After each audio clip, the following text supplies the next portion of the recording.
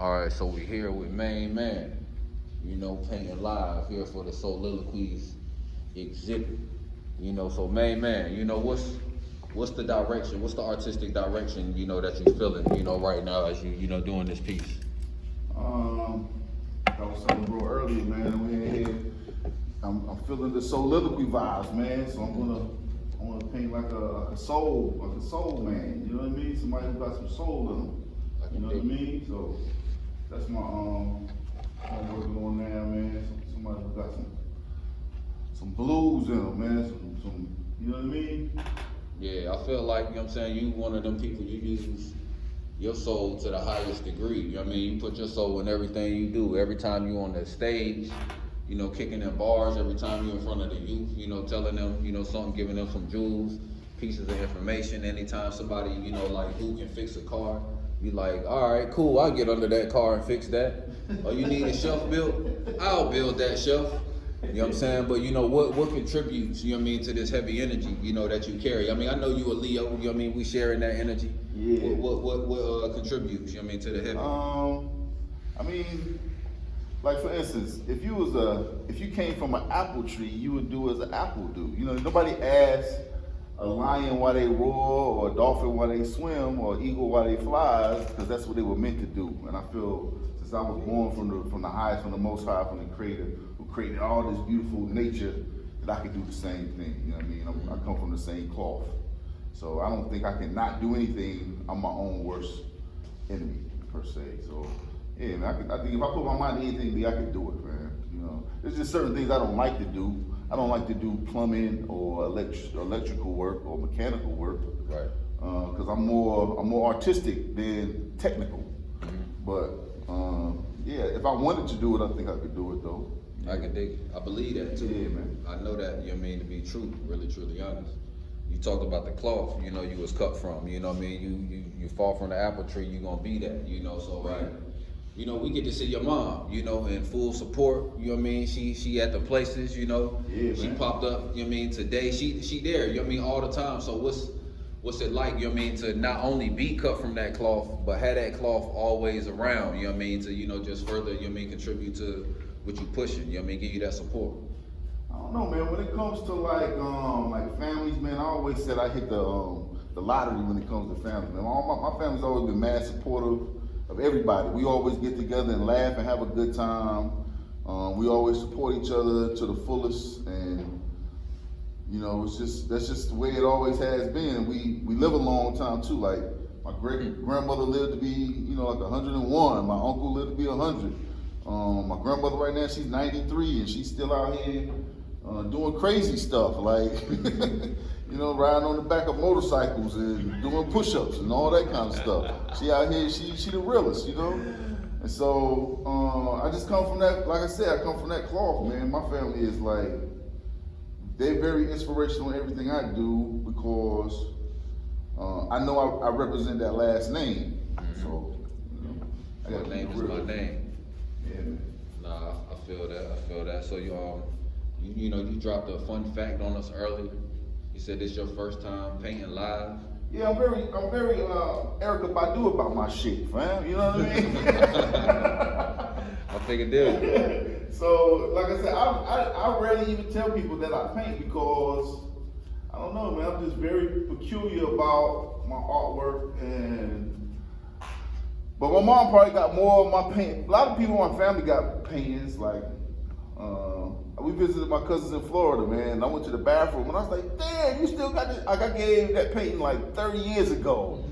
It's crazy. Like, my uncle said him and his wife got a divorce and she fought him for my painting in the divorce decree. Shit like that. It's like, damn, okay. Hey, she knew that thing was of some value, though. And so when did you, matter of fact, I'm gonna do this. So you got some artwork that's up in here. Yeah. You got some, some phenomenal pieces. So let's start with the cool hurt piece. What made you, want to create that and submit it? Well, first of all, I'm a hip hop head, man. I've been a hip hop head since the day uno, like since Curtis Blow, since The Message, since Rappers Alike. My moms and them was disco heads, and that was cool for them. But when hip hop came, I knew that was for me. You know what I mean? Like, disco didn't never feel like it was mine. I always felt like it was my mom's. Like my mom's like Motown, and my, you know, my other people they like disco. So I was like, you know, that wasn't my music. So when hip hop came, it was like, yeah, this is for me. You know what I'm saying? Mm-hmm. And so like the inspiration for that piece was the very first hip hop. Kool Herc threw the very first hip hop function. It was he did it for his little sister. It's a back to school jam. He threw it in the rec center. He made a little flyer, a handmade flyer, and so that flyer was the inspiration for that piece right there. You know, I didn't want to actually just copy the flyer. That would have been whack. You know what I mean? Yeah. So I made it my own or whatever like that, and yeah, put some graffiti letters on it and a picture. You know, that's just my dedication to Herc for giving us a whole lot of people like a way out of like gangs and you know, I learned so many life lessons through hip hop. Like hip hop has fed me in so many different ways, yo. So I really want to pay homage to him for that. Nah, hip hop has fed so many people, it's fed so many cultures like around the world. You know what I mean? It's our news outlet. You know what I mean? It's our therapist. Right. You know, it's our another way of income. You know, it's our way of, you know what I mean, continuing the legacy of our ancestors of being griots, you know, and creating our own new Negro spirituals, you know, things of that nature. You know, so, you know, and hip hop has taught me, you know, a lot of different things. I was able to travel, you know what I mean, through hip hop, you know, through the music of hip hop, you know, hearing about California, you know what I mean, and their culture, listening to Kanye West or Do or Die, you know, hearing different, you know, verbiage, you know what I mean, from Chicago, you know what I mean, listening to Outkast and listening to how eclectic or different, you know what I mean, Atlanta, you know what I mean, was, you know, we're learning words, you know, having experiences, you know, so, and you got a whole area back here, you know, we got Thug Christ, we got Jehovah, we got Buddha Smalls, you know, and what I love about that and it's combined with spirituality is higher infinite power healing our people, you know what I mean, hip hop is a spiritual movement. You know, it's very much some heavy energy in it, you know what I mean? And when you look at figures that combine them with religious figures, people that were these leaders or that had this heavy influence, nah, we that too. You know what I mean? Our hip hop artists are that too. So what made you want to do that whole series, Thug Christ, Jehovah, Buddha Smalls? Well, for a couple of different reasons, you know, I don't fear nobody but God, but it seems like a lot of people put our heroes and you know, sports figures, anybody upon this pedestal, almost godlike. Mm-hmm. You know what I mean? And I'm like, anybody who stands and pisses the same as me, I don't fear them. You know what I mean? Mm-hmm. They can be taken out just as easy as anybody else. You know what I mean? All it takes is 3 minutes worth of air and they out of here. You know what I mean? Or no air, actually. So, you know, it's just, I did that to like let people know that, you know, yeah, these people, like they are phenomenal spitters, you know what I mean? I do respect them in that sense, but you know, to put you know, any musician or anybody, the president, anybody on that pedestal like they're better than anybody is not a good thing, you know what I mean? So I just wanted to just show like how, you know, how like a lot, and they compare themselves to Jehovah, you know, Jay-Z calls himself Jehovah on purpose. Hove. You know what I mean? He calls himself Hove because he's you know, doing a play on words from Jehovah's Witness. I just always thought Biggie kind of looked like Buddha, you know what I mean? Kind of look like, and I'm gonna continue the series. It's gonna be a whole series of them. I'm gonna do Eminem, I'm gonna do Rakim. Rakim is God Allah, you know what I mean? They actually all compare themselves in some way or another to different God, you know, deities. Yeah.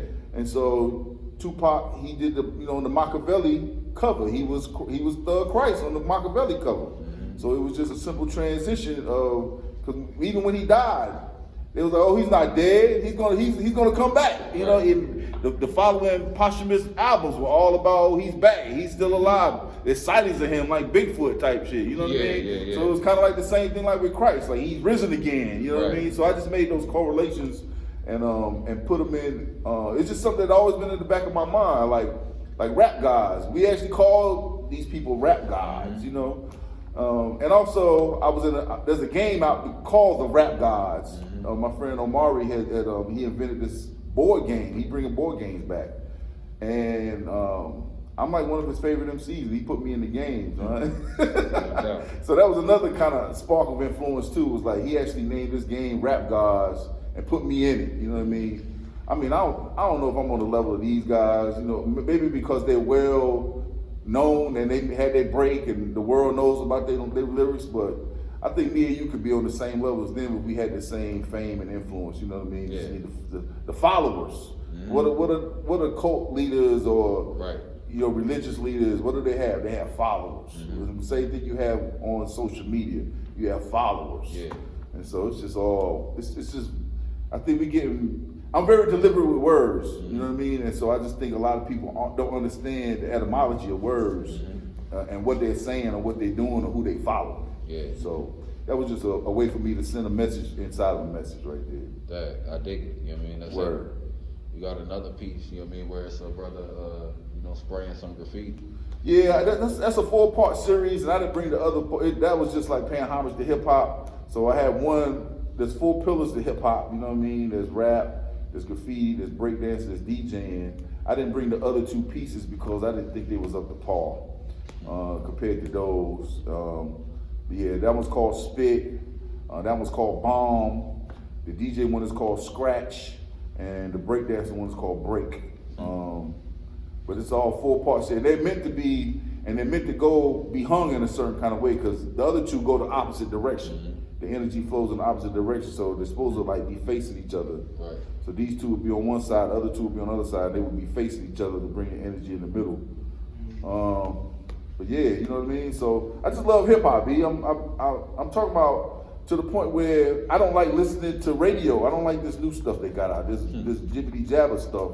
And so I said, I wish there was a way I could listen to local dope MCs or anybody, just connect with all these dope hip hop heads. I know they got to be out here. I can't be the only one. Right. So I got a radio station called Radio Unfriendly. I just used my first guest, you know what I mean? Back when it was in High Point, you know what I'm saying? Mm-hmm. And so I moved to another station now, WHUP.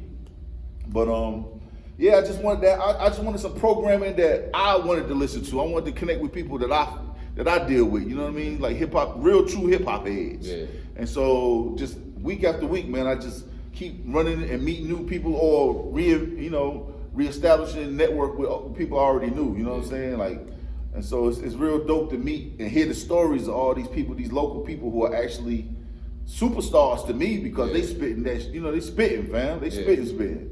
From all walks of life. I've had graffiti artists on there. My man had a graffiti artist. I had another graffiti artist on there. I had hip hop professors on there. 2 of them. I had Jay Bully, who was a professor at Duke, and I've had B. Turman, who's a professor at A&T. Both of them teach hip hop. Yeah. I've had journalists. I've had Keisha. I've had jewelry makers. I've had copper vibrations. I've had sneakerheads. I've had all walks of life who are the thing that we have in common is hip hop. You know what I'm saying? So it's just dope to meet all these people, and I got different segments to the programming that helps to inspire and also educate, and entertain. Yeah, man. So that's just me, man. Everybody knows me, B. I'm a big hip hop head, And I'm doing a game show now. Mm-hmm. Game shows on Sunday, man, called The Questions. It's like the Black Jeopardy hip hop version of a game show, and I'm your host, Maine Winkleberry out this joint, son. You know what I mean? I'm out here game show hosting now, son. Steve Harvey, I'm coming for your spot, B. Watch out. Watch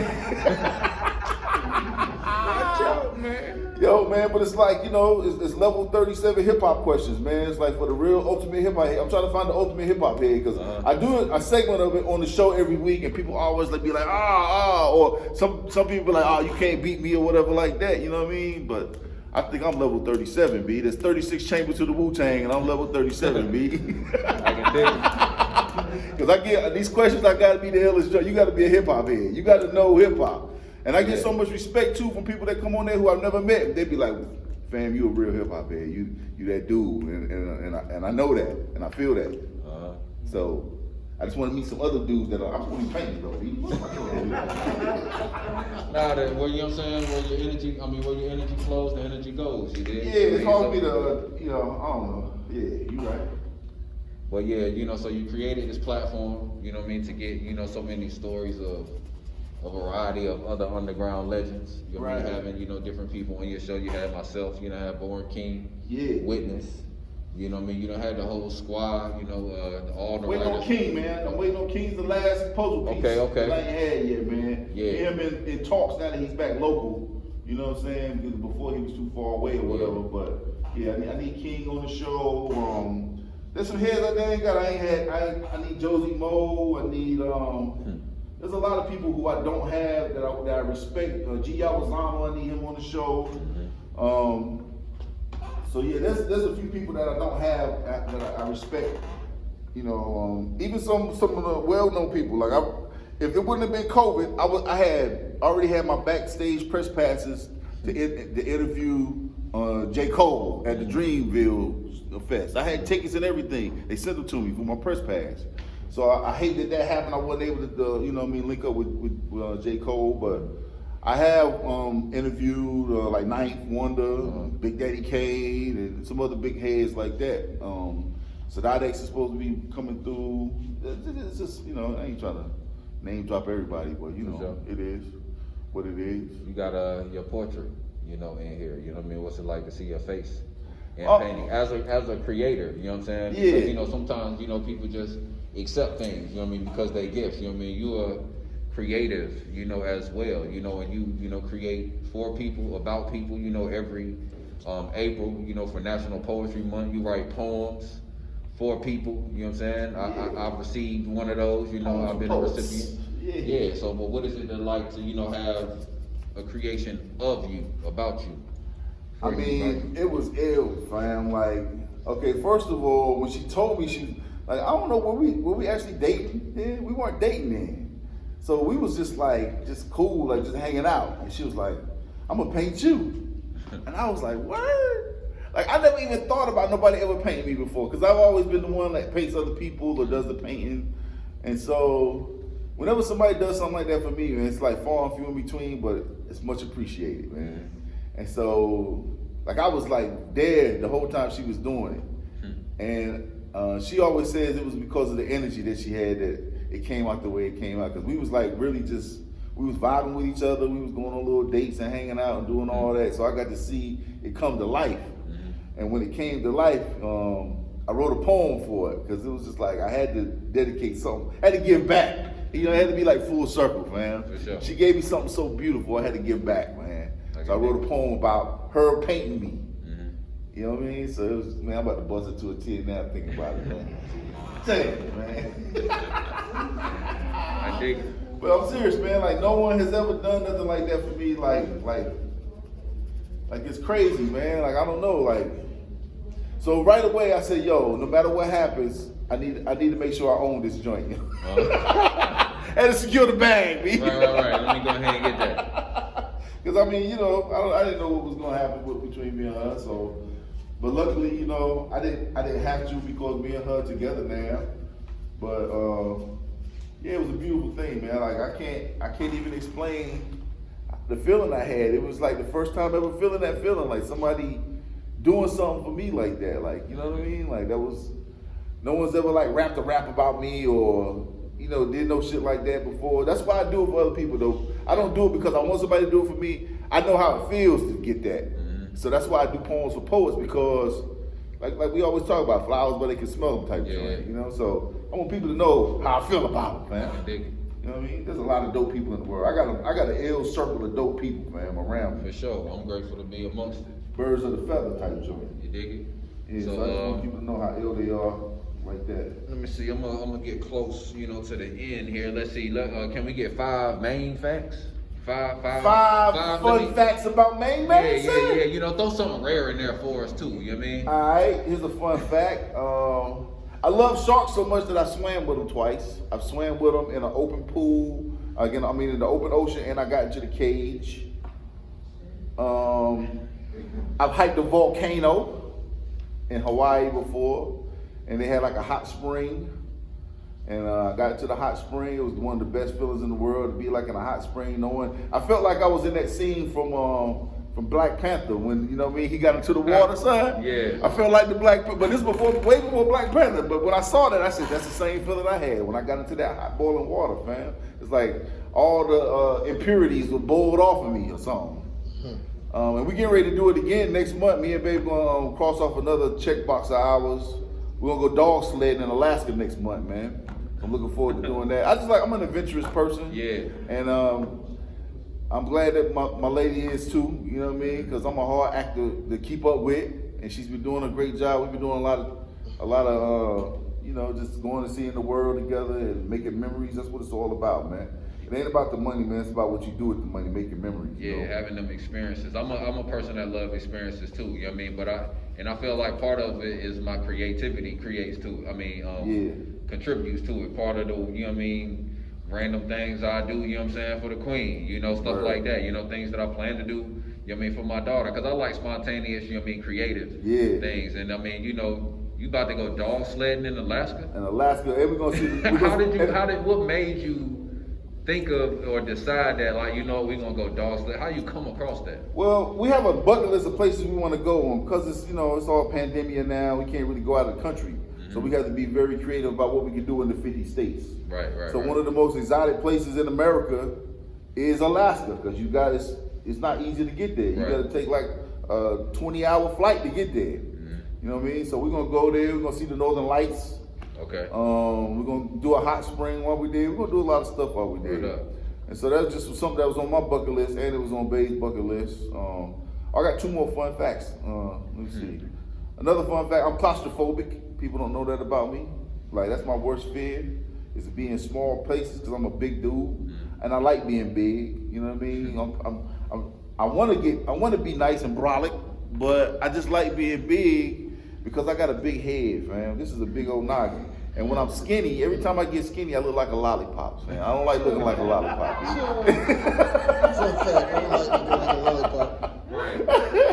I look like a blow pop out of this joint, man. I don't like looking like that. So I kind of want to be in the middle of, I want to be Huggy Bearish, you know what I'm saying? Right there in the middle of brolic and, you know what I mean?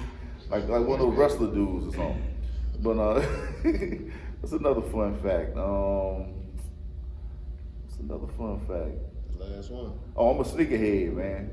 I'm an ill sneakerhead, man. Like I'm sitting on probably about 250 pairs, and that's because I downsized. Like I rarely ever wear the same pair of sneakers twice in the same year. Like you see me in a pair, take a picture. You know what I'm saying? They won't be around till next year. What's your favorite one? My favorite pair? Favorite 3. I ain't gonna limit it to just one. I know that's different. My favorite 3 pair of sneakers. I like the Bo Jacksons. They got the strap on the trainers. They got the 8 straps on the front. I had those. I know what you're talking about. I like my favorite Jordans are the Jordan 3 black cements. Okay. And my favorite Adidas are the New York Knicks colorway Patrick Ewing Adidas joints. You know what I mean? And I still have my pair. I have my same pair from 1989 when I played basketball in them in high school. You know what I'm saying? People don't know how old I am. I'm dumb old, man. I'm about to be 50 this year. I said I ain't ashamed. Man said I'm about to double up. I'm about to be half of the millennium this year, man. I can dig it. You know what I mean? Word up. Experience. Yeah, man. So, and if you have any other pieces in here that I might have overlooked. Oh yeah. So we got Mother Nurture. You know what I mean? The one that's unfinished. You know, right here, but nonetheless, you know what I mean? Like, my man T-Walk came and saw it, like, dug it out the archives in the garage. It was like, I gotta have this joint. It was cobwebbed and dusty, you know what I mean? And he blew that joint off, wiped it off. It was like, I gotta put this in the joint. So I'm gonna make a space for it. Yeah, so it's unfinished, man. Like I was painting it. There's no detail or nothing on it yet. And also I'm gonna wrap the frame and everything. So there's nothing finished about it. I got it to that point for another show, and I just threw it in the show real quick because she was like, "We need big pieces." So I just threw it up there real quick, put the frame on and threw it on there real quick. But yeah, I'm not finished with that in no way, shape, or form. For sure. But Mother Nurture is just, that's women's natural, that's their natural way is to nurture, And so, I thought about like the original queens of the earth had to come from Mother Africa. And so I wanted to just, just put that in a picture of a woman who has different children, different, and she's going to go get some fruit and some water or whatever, and doing her thing to make sure her family's taken care of right there. So boom, that was that. For sure. Well, I appreciate you. I think we went through all your pieces, you know, got into your creative vibe and experience. Yeah. You know, so, you know, we see, you know, where you at so far, and then we'll catch you, you know, later, you know, with the finished image. And you said this was an image of a soul. Is there a particular soul that is inspiring? Well, no, not really a soul, because this joint is called SOULiloquies. I wanted to paint a soul man, like a man with soul. So this is like a soul man, you know what I'm saying? So it's gonna be a man who got soul, you know what I mean? So maybe I might make him a blues player. I might make him Big Bug. He might be Big Bug singing some, ooh yeah. I don't know what I'm gonna do with it yet. He's gonna be a man with soul though. Right. Yeah, man. Man with the ooh yeah. I appreciate you. Ooh yeah. I appreciate you, man. Not only for giving artists this platform, man, but you always inspire me, man. You always moving, man. You know what I mean? I always be like, I thought I did a lot, bro, until I met you. You know what I mean? And I realized that, bro gets the two of y'all, man. Y'all get it in, man. I've seen y'all's work, man. Like your ethic is ill, man. Like I saw your documentary before I met you, and I was like, man, I hope I get to meet these guys one day. And sure enough, I got to meet you, and not only meet you, but just collab and just, you know, just build with you. You know, we done did a song together. We done did master. I don't know how many countless shows together, man. It's just like, it's dope, man, to know somebody dope like you, man. We part of the Lions Den, man. We Leos up there. Yeah, for sure. I'm definitely, you know what I mean, appreciative of being in alignment. Like I said, you know what I mean, I know a lot of poets, you know what I mean? I've seen some people perform, and it's crazy for you to have not even been performing for a long time, you know what I mean? But like, you're my favorite poet, you know what I mean, that come on stage with that energy, Yeah. You know what I mean, that mic, you know what I'm saying, when you're doing something with graffiti, you know what I mean, the Black Panther piece, the Lion King joint, like you got some joints that really stick with me, and what I think is, it's like, the hip hop influence, your personality, Yeah. everything, you know what I mean? There's some, you know, things that just seem super by the guidelines. And I feel like it's your raw energy, you know what I mean, of you just being you. Word. You know what I mean, that is infectious, you know what I mean, not even just on the stage, but you know what I mean, to the people around you, you know what I mean, or to who you align with, or it's a testament, you know what I mean, to, you know what I mean, your mother. Yeah. You know, at the same time, you know, so I'm always grateful to see her in the place, you know, at the same time. Word up, You man. know, well, appreciate you, bro. Appreciate you, bro. Already.